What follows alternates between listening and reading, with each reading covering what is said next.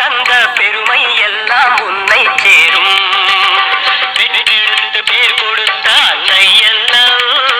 ஆம், மக்கள் பங்களிப்பு பாராளுமன்றத்தை உருவாக்குவதுதான் எங்களுடைய நோக்கம். ஏதோ நாங்கள் நீங்க ஓட்டு போட்டீங்க, நாங்க ஜெயிச்சிட்டோம், ஜெயிச்சவொன்னே எம்பி ஆயிட்டோம், எம்பி ஆயிட்டவொன்னே மாத சம்பளம் வாங்கிட்டோம், 5 கோடி ரூபாய் வருடத்துக்கு இருக்கிறத அதுல பாதி கட்டிங் போட்டுக்கிட்டோம், பாதி செலவழிச்சோம் அப்படின்னு சொல்லாம பாராளுமன்றத்தில் என்ன நடக்கிறது அதை உங்களுக்கு தெளிவுபடுத்த வேண்டும், உங்களுக்கு வெளிப்படுத்த வேண்டும். நீங்க என்ன விரும்புறீங்க, உங்க தொகுதிக்கு என்ன விரும்புறீங்க, என்ன செய்யணும், என்ன செய்தாக்கா பொதுவான செயல்பாடுகள் மக்களுடைய வாழ்வாதார வளர்ச்சி அடையும், மக்கள் வாழ்வதற்கு சுகமான வாழ்க்கைக்கு என்ன வழி சக வேண்டும், இதை உங்களிடமிருந்து கேள்வி எடுத்து அதை பாராளுமன்றத்தில் பேச வேண்டும். இதுதான் மக்கள் பங்களிப்பு பாராளுமன்றம்.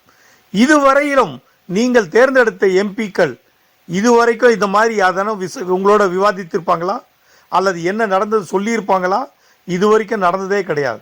ஆம், தேசிய மக்கள் சக்தியினுடைய வேட்பாளர்கள் அதையெல்லாம் உடை தெரியும் வகையிலே இந்த புதிய மக்கள் பங்களிப்பு பாராளுமன்றத்தை கொண்டு வர உள்ளது. இது மேலை நாடுகளில் பழக்கப்பட்டு வருகிறது. இங்கே